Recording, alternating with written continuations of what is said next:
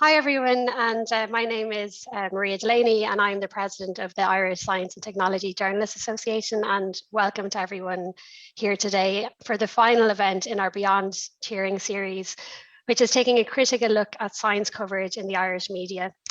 And today, with an expert panel chaired by Brian Chench, we're exploring what role science is playing in Irish media and if this has changed in recent years.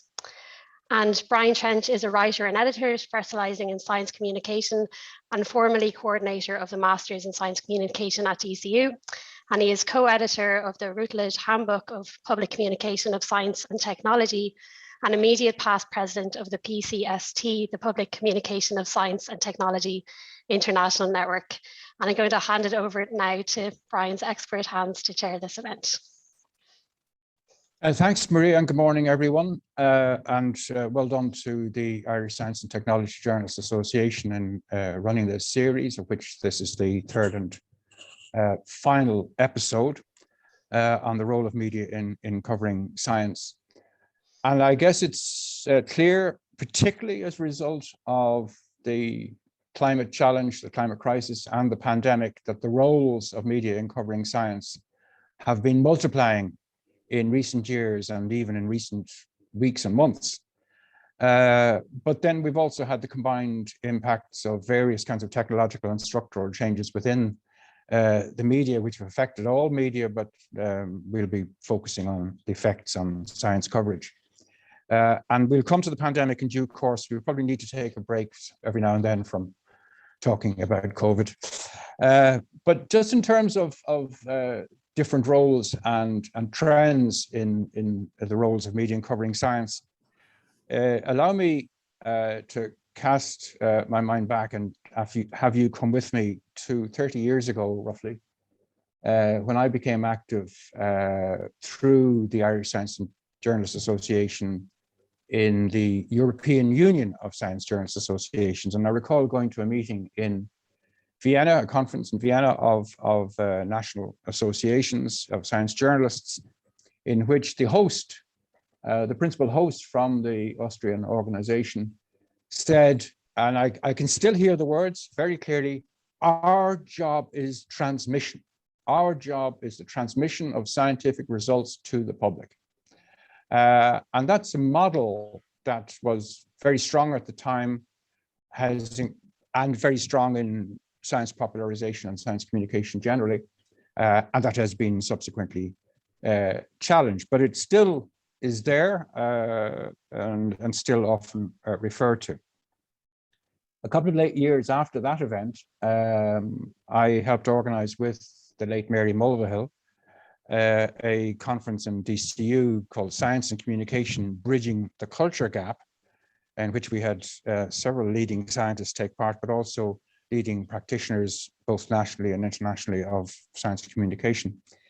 And John Stern of the Irish Science Journalists Association, as it was then, by the way, the T was added later, and myself did a paper on the coverage of science in Irish media, and referred to science and technology as being a blind spot for Irish media. And insofar as there were stories, they tended to be heavily concentrated in the areas of breakthrough, of cures, and of gadgets, and almost miracles. Stories that were sometimes called, sometimes stories that are sometimes called gee whiz stories. Already in the late 1980s, a science writer in USA, Fred Jerome, was questioning, gee whiz, is that all there is? But there's still a lot of gee whiz, as you know, in science coverage today. And in new media sites like IFL Science and so on, there's any amount of gee whiz going on. One consequence of that kind of emphasis was that the science in the everyday tended to be ignored. And think about that. I mean, we simply cannot step away from science in the everyday in the context of climate and the pandemic. It's around us. It's everywhere. When I was, by the way, that event took place in 1993. by some remarkable coincidence, on Wednesday, the 24th of November, 1993. So exactly 28 years ago. In the subsequent years, the critique of science coverage as being about breakthrough gathered a lot of momentum. But still, the notion that of breakthroughs was very strong, and of revolutions even. You know, the Human Genome Project announced in 2000 promised all sorts of things in gene therapy in the years to come that have only just begun to be realized 20 years later. And the media role as cheerer or cheerleader was drawn attention to. I did a piece myself in 2009 about the Knowledge Society as it was reported in the press and broadcast media at the time, and referred to the role of the media as a cheerleader for the Knowledge Society strategy. Declan Fahey, whom many of you will know, works in DCU, wrote a paper in 2011 talking about new roles for science journalists, not just the conduit, not just the transmission or explaining, but also curator, bringing together information from multiple perspectives and interpreting them, and other roles. And indeed, I think we can see that there are choices being made all the time and needing to be made all the time in the coverage of science as to whether you tell the story as one of a discovery, whether you take the story as being one that needs explanation, or is it a story that promises benefits in the future, or is it a story of science to be celebrated, or, and much more rarely, it must be said, is it a story of controversy within science or about science, or is it a story of interrogating or critiquing science? And these are choices that need to be made by the media, by the specialist reporters, or indeed the general reporters or commentators, whether they have a science background or they don't have a science background. And Declan, whom I mentioned, Declan Fahey, in writing about the status of science journalism in Ireland in 2017, held out 4 possibilities for the development of science coverage and science journalism, of which one was the development of what he called knowledge-based journalism, where several perspectives are brought to bear on major issues. And that was quite prescient if you think about it. That's exactly the kind of thing that we're beginning to see, but certainly appears required in relation to the climate challenge and indeed the pandemic challenge. So in looking at the roles of media in covering science, we're also looking at what image is presented of science to the broader public, and what perceptions do they acquire of science through media coverage. And so here to talk about those things are Elaine Burke, editor of Silicon Republic. She joined Silicon Republic in 2012 as a technology journalist and became the editor in 2019. She has a degree in communications. Kevin O'Sullivan, environment and science editor of the Irish Times. He joined the paper in 1997 as an environment and food correspondent, served as editor between 2011 and 2017. He has a degree in biochemistry and microbiology, and I'll explain why I'm talking about degrees in a moment. Jen Dunbar is a production manager at New Decade, who are audiovisual producers since 2008. New Decade started in 1990 and does programs of various kinds, but they include the series 10 Things to Know About, which is now in its 7th season and is science in primetime television. And Jen has a degree in applied physics. And then we have Alan Bennett, who's the CEO at Headstuff, which offers a range of audio services, including podcast hosting. And he has degrees in fine art and creative writing. So we have a nice mix. We have 2 people from a kind of humanities background, 2 people from science backgrounds. We have different perspectives, I hope, from old media, the grand old dame of Fleet Street, to very new media, artisan media like podcasts, professional media like television, and so on. And we hope that all of you out there will join in through Q&A. which is at the bottom of your screen, and you'll all be able to see the questions that other people are asking. And if somebody very, very much wants to speak on screen and on mic at a later point in the discussion with a very strong point to make, potentially, we can facilitate that. Anyway, we'll go ahead, and maybe I'll throw the first general question to all of you in maybe the same or similar form. How would you describe the main roles that media are playing in covering science? Elaine, would you take that one first? Sure. I think like you mentioned, Brian, it really has come to the fore in the last 18 months. We've never seen so much of scientific experts in mainstream media as we have at this time. And I think that couldn't have come at a better time, because we are going to need that going forward when it comes to coverage of the climate crisis and addressing the issues therein. And it's something that journalists like Kevin would have been addressing for a long, long time now, and probably not getting the platform that they should have been getting on these issues. But COVID has nearly kind of given us leeway into that. People have seen that actually audiences respond to expertise. That, like, I hear people quoting back what scientists have said on television and in media to me, which I wasn't hearing for the first 10 years of my job. And I think that's just, we're at a really, really good time for science media and science journalism, but it's all kind of been precipitated by the last 18 months. It wasn't easy before then, to be totally honest, and it wasn't getting the kind of due attention that something like entertainment news would get. Entertainment news or stories about whatever Donald Trump's whims had succumbed him to in the most recent breaking news. I can't tell you the many times I woke up to whatever his latest folly was, and I couldn't really tell why this was so relevant that it was in the breaking news every morning, when there were bigger things always to be talking about as far as I was concerned. So we're definitely getting into a space now where there's a prime opportunity, I think, for science media in Ireland to take a step up. Does that correspond with your observations and experience, Kevin? And what roles do you think the media should be playing more emphatically than perhaps they do at the moment? Well, I would agree with Lane, Brian, that we are in a new place, and that is really good in many ways, but it's also, there are new risks and new dangers in terms of the practice of journalism.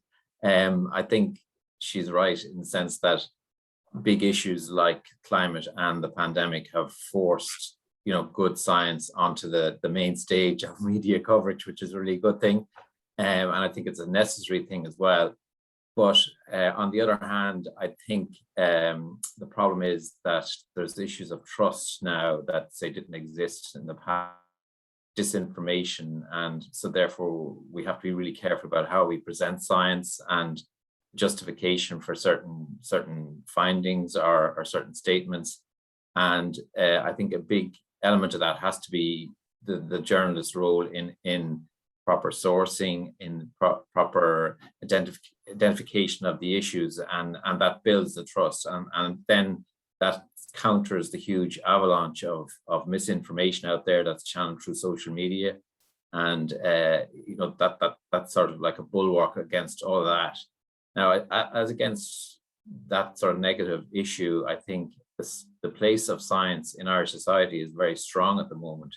So there's a good relationship there between readers, consumers, viewers, listeners, and they're demanding a greater depth in coverage. And in many ways, they're getting that. Like, I was at the COP26 in Glasgow, and I think there was more than 15 Irish journalists there over the 2 weeks, which was a remarkable scenario, even in comparison to, say, I was in Bonn at the COP 4 years ago, and I think I was the only Irish journalist there. So that's a big shift, and I think that's a good thing. I think in terms of quality of coverage, it's really good. And in terms of the accessibility of science, and we have to remember that science is not easy. Sometimes it can be bloody complex, and it's not black and white, even though your readers want it to be black and white, but therefore you have a difficult enough role. But I think the shift is really palpable at the moment, and it's reflected in the quality of journalism, I would say. Alan, could I turn the question to you, perhaps as a consumer of media, before we get into talking about what you and your colleagues bring to the production of media. As somebody who reads the media and who watches television and listens to radio and so on in a no doubt a more attentive way than perhaps the average person, do you get this sense that Elaine and Kevin are describing of science being more prominent and more accessible and more available, and indeed potentially also more interest to people? Yeah, well, I don't know if I would be a more attentive reader of media now as I would have been before. I've kind of you kind of start to get a bit fed up sometimes with the way things are going. But I think like definitely since the start of the pandemic, there's been a lot more interest in the science side of how a lot of that stuff works. Which is obviously really good. There's the flip side of that, of course, is the misinformation that also creeps in, and yeah, like people like 11 Kevin and Elaine need to be good sort of defenders of what is true, and trying to just keep putting out good information, and hopefully that will just drown out the misinformation, which is really difficult when it comes to social media. I think it seemed for a while that the kind of I can never pronounce this word, but the democratization of information on social media seemed like really good, really positive kind of for the world. And now I'm becoming a little bit less positive about that myself. It seems like the misinformation kind of actually gets through a little bit more than actual information, so that's very concerning. And just from the point of view of somebody who consumes media, I'm still not, I feel like I'm still not getting it the way I want to get it. In Ireland in particular, there's not enough science coverage. There's some like very, very good stuff, don't get me wrong, but I still most of the where I really feel satisfied by my kind of science consumption is still books, which is obviously a lot more long term. Like it takes a long time for a book to be published. It's not quick. I can't kind of, and I'm talking about podcasts in particular because I'm obviously a big podcast fan. I still feel like nobody's really cracked a science podcast in Ireland in a way that's going to really grab a lot of people, while also being informative and like, I don't think science should necessarily be entertaining, but it should be delivered in a way that you can get a large section of society to kind of seek it out and want to listen to it like every day or at least every week or whatever it is. So we'll come back. The notion about science is potentially entertaining is an interesting one, and the specific role of podcasts we'll come back to. I'm very interested in your observation about the satisfaction you get from books that you don't get from journalism.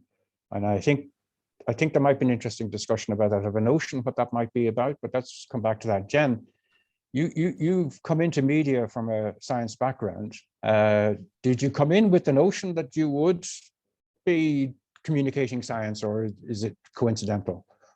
It's very much coincidental. I mean, my degree is kind of slightly irrelevant in terms of the current job I had. It seems like a long time ago, so I certainly wouldn't be using that as a basis for the science programming that we do.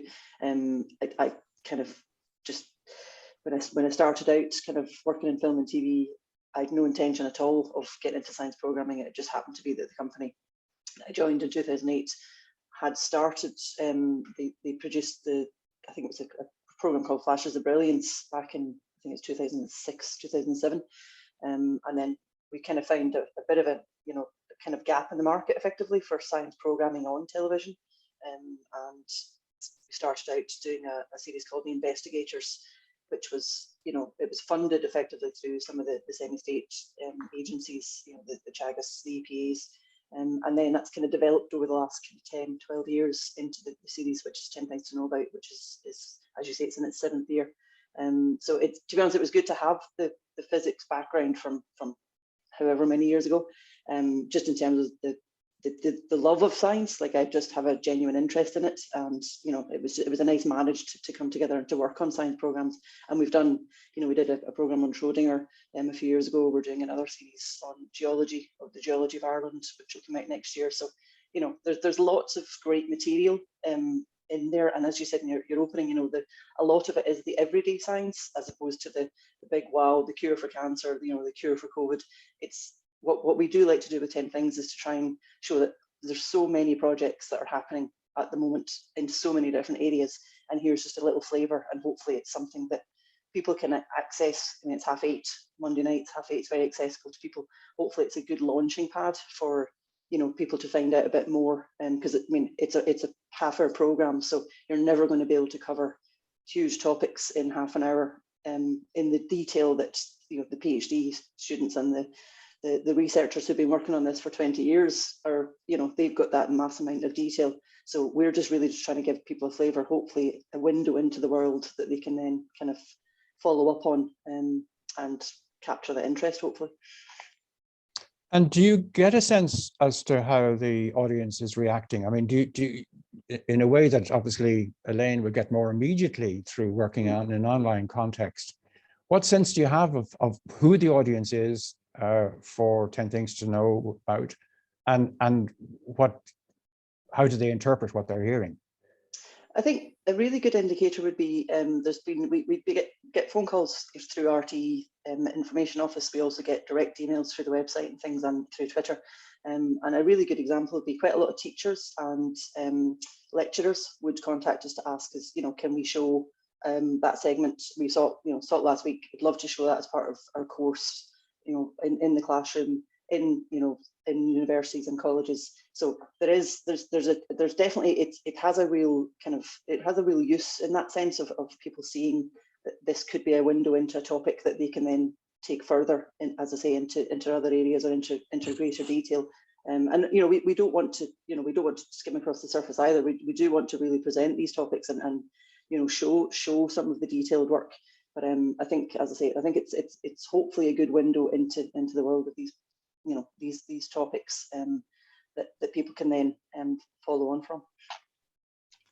Elaine, could I suggest to you that working in an online context where you don't have quite the same constraints about the news whole as, for example, Kevin would have in a newspaper, albeit a newspaper with a very significant online presence, but that you have the possibility of doing things in long form in the online context that might meet Alan's requirements. I think the satisfaction he gets from books, and I totally share it, is that you get a narrative, you get a story with characters, you get the development of the characters, you get the conflicts, you get the reconciliations, you get the et cetera, et cetera. And it's very hard on us sort of doing daily science news coverage of the latest discoveries, latest findings, latest papers published, et cetera, et cetera. It's very hard to give a sense of that. Is that a possibility in an online context that Silicon Republic might be open to pursuing? Yeah, I mean, we've been an online resource for 20 years now, and like fully online. So we've never kind of had any legacy hang-ups in terms of timelines and stuff like that would be more associated with print or broadcast media. And there's certainly a lot of flexibility that comes with that. And we redesigned the website in 2015 and made sure that we still had flexibility in terms of how the site would look if we were to go short or long form. And we technically don't have, we don't really put too many limitations on content word counts or anything like that. Like we do have, guidelines for like a news report will be about this length and your feature would be about this length. But if a really good piece comes in and the content is good enough, like we don't have to trim it back to a certain length and take anything good out just to make it fit a certain layout or anything like that. So that we do get a lot of flexibility, and we're certainly open to the idea of publishing more long form stuff. Resources that at the moment wouldn't allow too much of it, but currently we're doing a 20-year retrospective on STEM from an Irish perspective, and by the time that's complete, it won't be complete until January, but by the time that's complete, that probably would make a tidy little novella of a book out of it, and a huge amount of work has gone into that. So like once you put the resources behind it, like when you have a website, you have so much flexibility in how you can publish things. The way we're doing the 20-year retrospective, it's nearly as like the chapters will be published as articles, but they'll be compiled together as a list feature. And these are all functionalities that are built into the site that we made in 2015. Kevin, are there things that you'd like to be doing or that you feel ought to be done that are difficult or impossible to do in the constraints of the newspaper? Yeah, there's loads of things, and you know, it was a lot. You know, in the long distance past, you could take a few months off and write a book or you know, a big series, and that's less and less now because of the demands of online. So you have a multiple deadline scenario and short-term mindsets, especially in news editors. So it's very difficult to sort of break out of that mode, but it happens. And like, for example, I did a guide to climate there in advance of COP. You know, that was a nearly 3,000 word piece, and played really well online, actually. You know, so there are opportunities there, but it's not routine. And I think media organizations, as in the traditional media organizations, need to break out of the old print mindset. You hear them saying, "Oh, we're digital first," but in reality, they're not. And I would argue that, as Elaine is highlighting, that digital is a stronger platform with greater opportunities in a multimedia sense, and so therefore the storytelling becomes better, in my view, because of that. But I think the Irish Times has changed quite significantly in that regard. And if you look online now, there's a much more dynamic presentation and includes podcasts in comparison to the past, where it was kind of a two-dimensional format online, which was very, very staid and now looks incredibly old-fashioned. So I think, you know, we are shifting ourselves, because that's going to be our cornerstone for the future in terms of survival and building an audience. Jen, you mentioned that 10 Things to Know About, which is the current sort of science flagship series that New Decade are working on, has the support of various agencies. Does that constrain what you do? Does that mean that, for example, you couldn't explore or only with difficulty explore what the differences of emphasis might be as between the Environmental Protection Agency and Teagasc in relation to, you know, intensive farming, for example, as both Teagasc and EPA support the program? I think it's absolutely a valid point in the sense that you know, we're not constrained. First of all, it's very much we choose the topics, and you know, we go to our funders and we kind of work with the funders in terms of the topics and the projects that we decide to feature. And to be honest, even within some of the agencies and between some of the agencies, they work together, and they have, you know, differences in the approaches and the way that things are going. So I certainly don't think it's a constraint. It's certainly something we have to be mindful of. There's no question about it. But we don't look at it as a constraint. I think it's just, as everybody in this panel would know, you know, it's the challenge of the controversies around, you know, how to move things forward and to make things better. There's always going to be differences in opinions. So where possible, we try and, I suppose, you know, give a sense of a balance between, you know, this is one approach. There's differing opinions on how to achieve it, you know. Alan, would you develop a little bit the point you were making about making science a source of entertainment? I mean, we know about science comedy and science theatre and so on, but how do they relate to science journalism, science reporting? Can you bridge that gap? I don't know, and I don't necessarily think science like needs to be entertaining, or that it needs to be like somebody needs to figure out how to, you know, make a Simpsons like series just about science. It's very hard to do that and stick to what's true and what's real, and not make everything what was it you called it, gee whiz. But I think there are, I mean, sometimes, you know, the most brilliant scientists are, you know, very far from the most brilliant communicators. So there's some sort of a way of bridging the gap by, I don't know, putting people together somehow. I mean, a podcast is one way of doing it, but like, it's obviously not the only way. A lot of great scientists and researchers team up with somebody else to write a book, for example, and then just obviously two names on the book.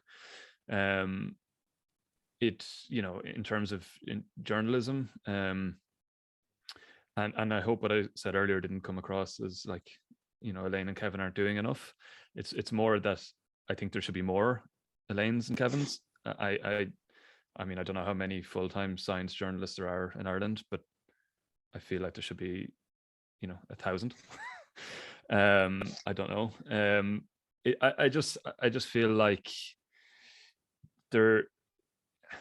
I'm coming from a background of, I have no scientific background whatsoever. I never studied science other than what I did in school, and I was pretty bad at that.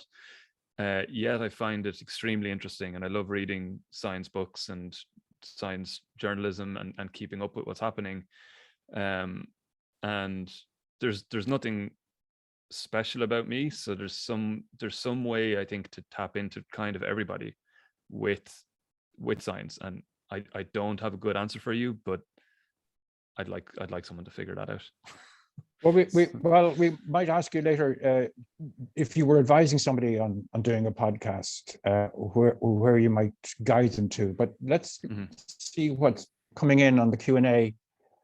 Anthony Brogan asks, what are the panel's views on dedicated climate change coverage in broadcast media? And Anthony refers to Sky News having a daily, in the UK, having a daily climate show. Is this something that could be replicated? Kevin, you've had to dedicate yourself very much to climate change. In fact, I think you've chosen to do so. In another project in which you and I participated, you talked about how you changed not just you changed your view, but you changed your tone and your emphasis and so on in covering climate. What do you think about having dedicated climate coverage? Imagine a climate page every day, as it were. Yeah. Well, I don't think that's the approach either, but I think in terms of traditional print media, I think the issue is a crisis. So it's tied into a nature crisis, and that crisis is here and now, and it's immediate. So I think that changes everything in terms of both the print, online, in terms of its coverage, but also in a broadcast sense. So I think the Sky initiative is really interesting, and I would argue it's necessary, but it can't be one-dimensional. It has to match the standards of good journalism. It can't be just campaigning, and that's not serving the public well either. And so therefore the old traditional values of interpretation, getting the views of scientists, explaining, that is just as valid. And just going back to an earlier point from Alan, I think scientists have failed us in many ways by not entering the debate sufficiently, particularly on climate. And I knowing some great scientists, they felt that wasn't their role. Now that's changing, and that's really good, because that's now adding to the coverage, and it's generating an additional value and an additional authenticity as well, which is really important in journalism. And I think the emerging sort of younger scientists recognize that has to happen, and are participating to a great extent, bringing their expertise and also their own explanation. So that's a really good thing. But unfortunately, and we might talk again about this later or now, but the whole financing of journalism is an issue. And so therefore, having the ability to dedicate coverage to climate, at a scaled up level, just is beyond the reach of most media organizations. And that's a really worrying thing. And I would contend that there are fundamental weaknesses in the media model, which haven't been addressed really. It's improved because we now have a subscriber base. In other words, people that are prepared to pay for digital-only content, which is really heartening. And many people predicted that wouldn't happen. So that provides some assurance. But I think broadly, you have a problem where traditional media organizations are really, have no money in many ways, are running at a loss, cannot afford to have special. But therefore, that's going to undermine your ability to, say, dedicate a huge amount to climate coverage, for example.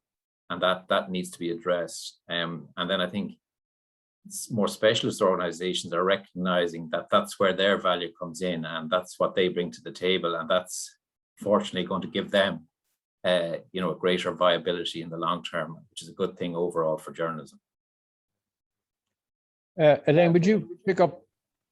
Yeah, like So I think it's great to have segments that are going to focus on climate and be specific and be scientific about it. That's brilliant. But as Kevin mentioned, like there might not always be the resources to back that up, certainly not in small independent media companies.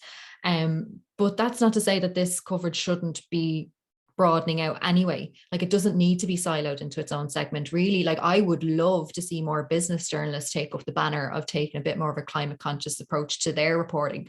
And they should do, because it's a big enough issue that it impacts everything. So practically every beat should be conscious of this in a way, and really kind of trying to educate themselves and engage themselves in that space and bring that to their reporting, because this is a bigger issue than one segment on a show or in a newspaper. This impacts absolutely everything. So everyone really does need to get on board with it. So if you can't fund a reporter to take up that beat, you should absolutely be funding a seminar or something with your team so that they're aware of how their sector might have a role to play in all this. The idea of segments and special sections is an interesting one, and the Irish Times has been extraordinarily stable in one respect, that it has had this science page in place for nearly 25 years, and the same columnist for over 25 years. I don't know, does that potentially make it more difficult for the passing reader, as it were, to get access to it? In other words, like it's a thing called science. Well, it used to be called science today, it's called live science now. But maybe that's a good reason, as it were, just to turn on. And one of the questions that's come in, do you think perhaps there may be a disconnect between consumer and the science being communicated, that people don't either relate to or connect to the content? And the questioner adds, I sometimes feel that often when science is talked about, it's either stuck on expert island or it has been adapted in such a way that the nuance and exciting parts are sometimes lost. Maybe that's one thing that the pandemic has absolutely changed. And maybe in a lasting way, that disconnect has weakened at least, or rather that's been, if not overcome. There's more of a connection between the science and the consumer. Anybody like to comment on that? Jen, would you? I thought you were going to ask Kevin that. I think, well, I certainly think the idea, certainly for our show, would be, to try and, is presenter led, so it's to try and, place the presenters in a subject matter that they'd be interested in, hopefully that the viewer be interested in, they become the conduit effectively for the viewer. And, the fact that the episodes are very much themed around topics that hopefully kind of draw in viewers, and that's always a challenge for us every year, is to kind of go, okay, we want to do this research story, or we want to do this topic. How do we package it in a way that is going to draw people in, and maintain the level of kind of, not accuracy, but the level of research knowledge that we want to convey within the pieces as well. I do appreciate what your previous point, Elaine, you're talking about, this idea of every sector has to be conscious in terms of climate.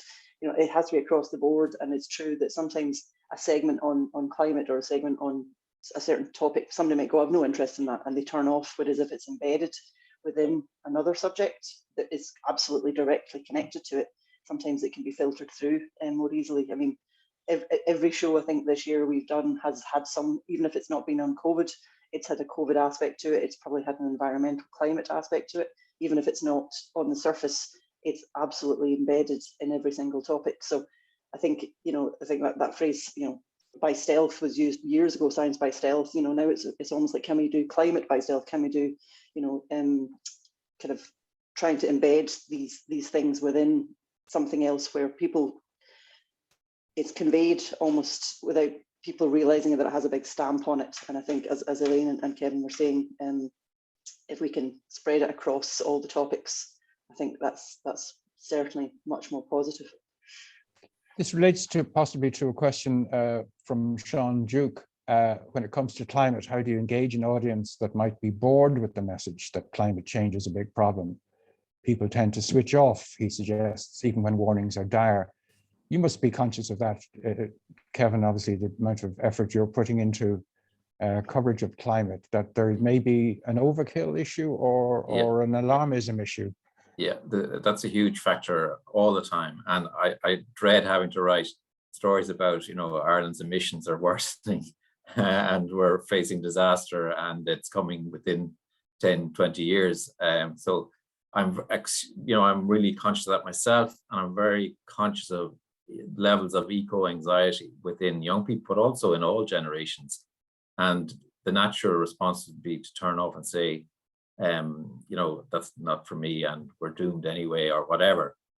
So I have to try to fight that in terms of presentation. And I think that the really interesting thing is that, firstly, science has presented solutions, and the solutions are broadly there. I know in terms of decarbonisation over the next 50 years, some technology will be required, and we don't know what that is yet. But if we pursue what's available, we're going to be in a much better place in a decade, and then we're on a path to net zero emissions. So I think you just have to shift the mind focus and try and help with that process in your journalism. Not easy, and the issues are not black and white, as I was saying earlier. So once you have that mindset yourself, there's a better chance of relating to people, and not trying to blame individual readers, listeners, or viewers. I think there's a lot required by way of assurance that they can contribute to the solution as well. While big corporations and fossil fuel interests are to blame mostly for global warming, but that we can do things together that will have a meaningful impact, that will impact on the island of Ireland, but also internationally, and while fulfilling our global obligations as a wealthy country. So once you sort of park the doomism, I think you can have a good relationship. Not easy sometimes, and sometimes some of the science is truly shocking, and it does require fairly stark outline of what the circumstances are. But I think if you can balance that, you have a better chance of empowering people and also assuring them that there are solutions. I think it's very interesting that we've moved past the era of climate denialism and we're moving to an era of climate solutions. And that's really interesting because it's actually within the scientific world as well, because some of the next UN IPCC reports will be focusing on solutions, which is a big shift in my view, and it'll make a very interesting change of tone in terms of charting a way forward. Claire O'Connell had raised her hand. I'm not sure if Claire wanted to join on mic and on screen. Perhaps Maria, you would check that. Sylvia Leatham responds to one of Elaine's point about business writers, business correspondents, business reporters needing to be more au fait with science and technology. She says, similarly, economists should know about health. You can't separate the two, even though people seem to want to with COVID. It's not a choice between economy and health. And we've heard so many times the thing about saving jobs or saving lives and so on. We should be able to have both, says Sylvia. No, Claire says, it's okay. I raised my hand by mistake and she's enjoying the discussion. Well, that's nice to hear, Claire. And actually, Claire's coverage in the Irish Times of these little interviews with researchers, they're just simple Q&As. They look simple, sorry, no, they're presented simply. Q&As about why people get into research and what research they're doing and so on. I think possibly speak to the point that came up very much earlier about the personality, the passion and the narrative of science being possibly not well represented in a lot of coverage, and that's an example.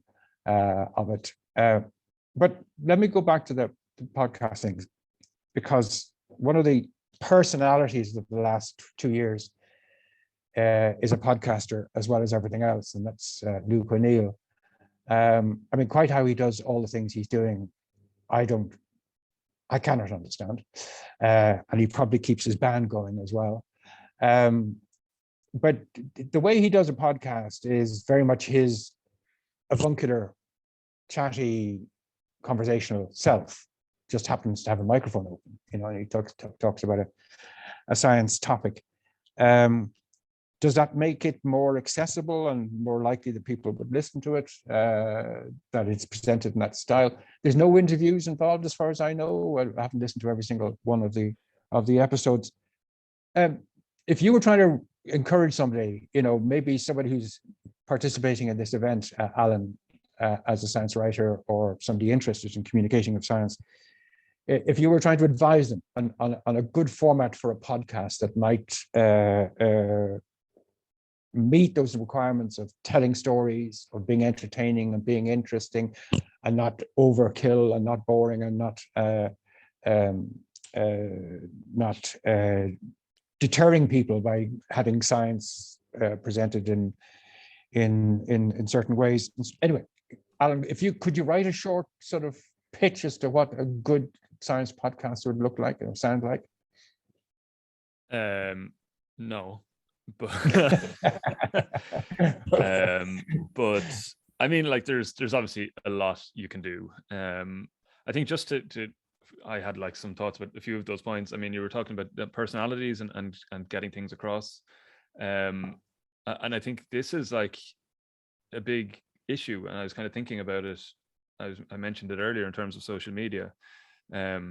Like Kevin can go and write a great article about you know, the climate crisis, and you know, there's some very obvious issues at hand, but then some beautiful person on Instagram will go and show that they're drinking out of a metal straw and get, you know, 1 million likes, and you know, 500,000 people will go out and buy metal straws and they think they're saving the world. So the message often gets lost somewhere in like the easy thing to do, and it's not necessarily the right thing or enough. I mean, it doesn't hurt, but like, it's not really solving that much. In terms of Luke O'Neill and his podcast, I think it's great that it's there, and for me, it's definitely the more the merrier. I think we just need more and more of this kind of stuff. However, the podcast, I think, Show Me the Science, is it's just, he's, you know, a very likable person, a scientist, very well known now at this point, but it's still just a man talking into a microphone. It's a little bit of a like argument from authority kind of a thing. We have Luke on one of our podcasts here that we make, which is called Basically with Stephanie Preisner, and she takes subjects that are a little bit difficult and tries to break them down and make them simple. And he'd be the guest, he'd be the expert that comes on very regularly to talk about COVID and the pandemic and that kind of thing. And I think that works much better because it's a conversation. Stephanie sort of represents the audience, or like, you know, the layman, and Luke can kind of just talk, and as you say, avuncular and everything, he's well able to chat away and give some answers. And Stephanie can also challenge if something isn't coming across as clear as it might. She can say, well, hang on, explain that again. I don't know what you mean. Whereas when he's on his own, he just keeps going.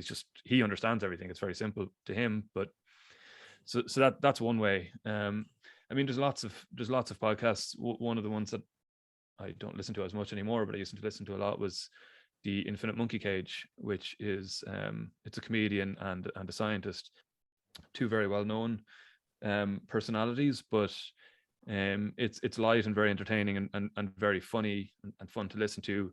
But Brian Cox is sitting there making sure that, you know, nothing that isn't true is getting out, and he will, like, if somebody starts saying something that's nonsense, he will stop everything and be like, that's not true, don't say that, you know.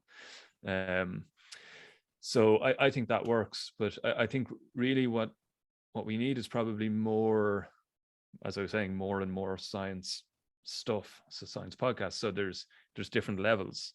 So maybe the Infinite Monkey Cage is a way for people to break in, but as you maybe you learn more and more about certain subjects, or your interests go a little bit more niche, then you need, you know, the next level of podcast, which looks more at sort of the hard science, or it's two experts, and maybe you lose the comedian at that point. And then there's another level, which is maybe it's only people who actually research and study science, and they're listening to it.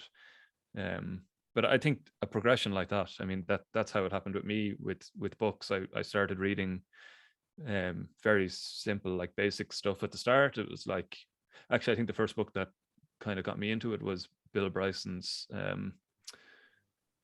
History of Everything. Yeah, History of Everything. Yeah. Short history of nearly everything, something like that, which is obviously, you know, he's trying to tackle absolutely everything, so he goes into nothing too deeply, but it was a great gateway for me. And then from there I could start reading some more books like that, and then a bit more difficult, and you know, up to whatever. But yeah, so basically I think that we can, if we have different levels and we're doing more and more, that you'll get more people into it, and they'll go further along on the track, and just have a better understanding of science and be able to talk about it a bit more, and maybe then even seek it out in other places like the Irish Times. Yeah, I'll take that as an argument for diversity, which is very hard to argue against, and I think it's a good point. Laura Tobin in the chat says, for me, the most compelling tech and science podcasts are those about controversies, and they tend not to be fronted by scientists, but mainly journalists. And that's, I think, an interesting point. It relates to the point you're making, Alan, about conversation.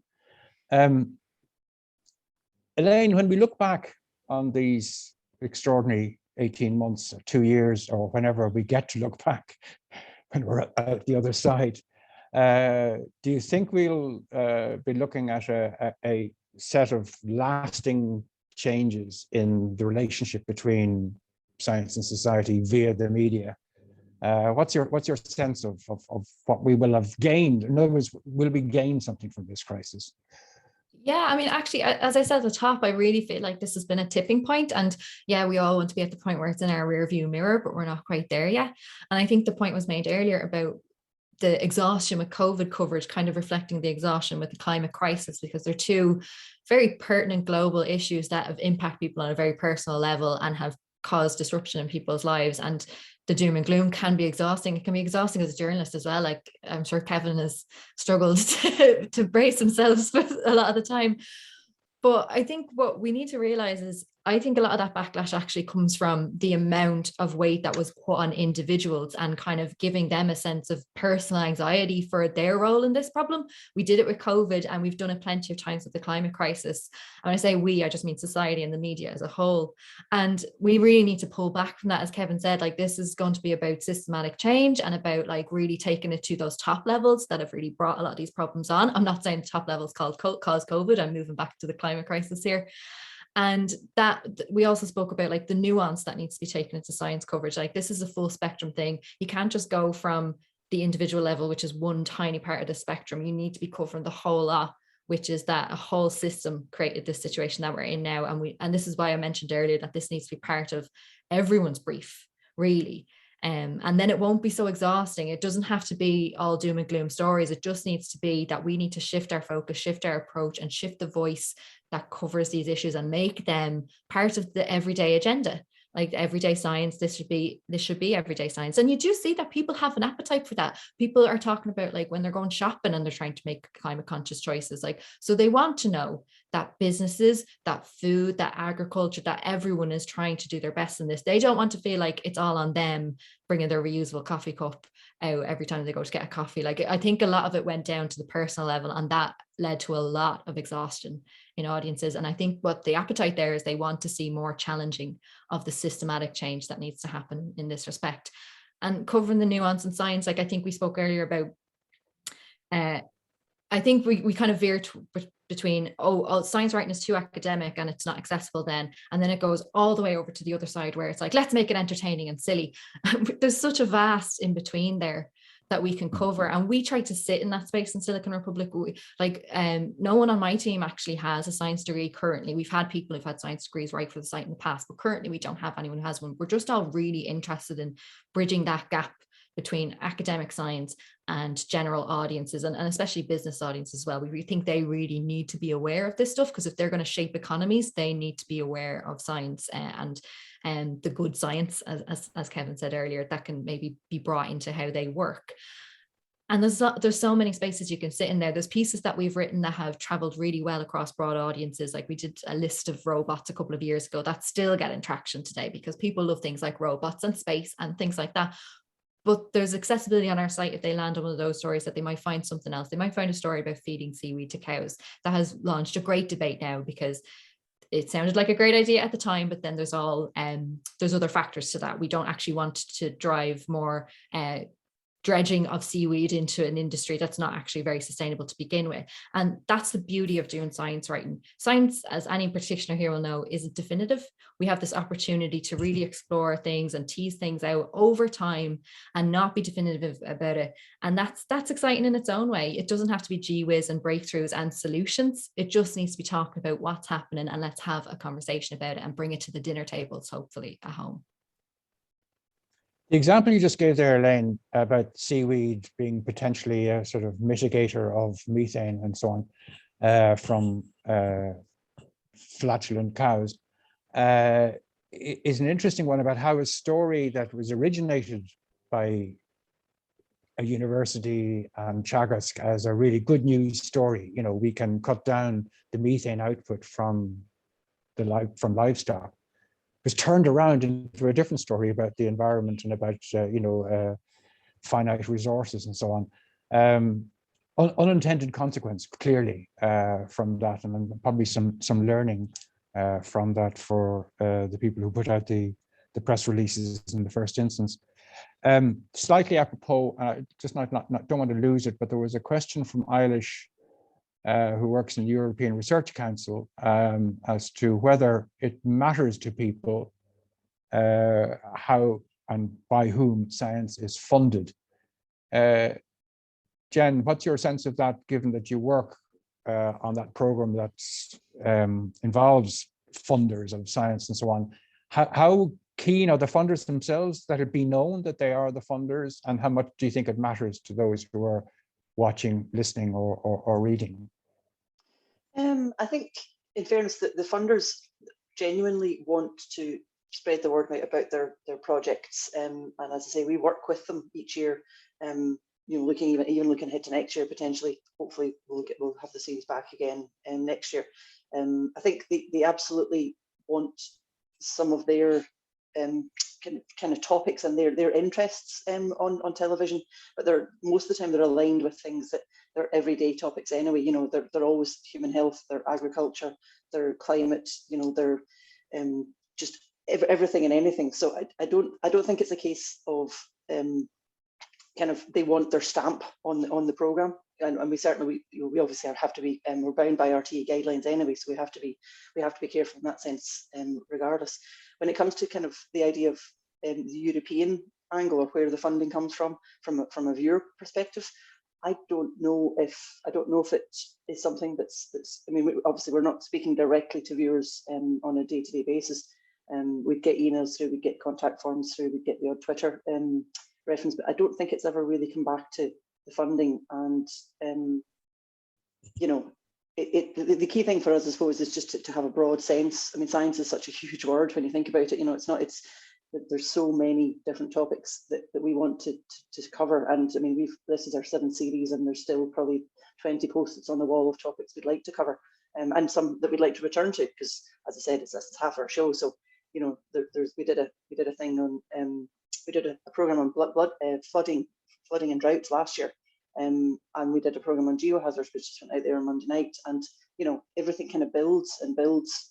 And next year we could easily do something again on something related to that. So there's an absolute wealth of topics. And so when it comes to funding, I suppose the challenge for us, like everybody else, and as Kevin said earlier, it's raising that funding, because RTE, while they're very supportive of the program, they cannot fund and they don't fund the series on their own. So we have to work with the funds that we have, and use the opportunities that we have as well. Okay, folks, it's exactly 12 noon. We've given it an hour. People are beginning to say thank you very much, which means that they're expecting us to end. But I think they've been very appreciative. So Maria, I thank you for putting this together. Thank you for hosting it. Thanks to all who participated, and particular thanks to Kevin O'Sullivan, Alan Bennett, Elaine Burke, and Jen Dunbar. And goodbye, folks. Talk to you again soon, I'm sure, somewhere.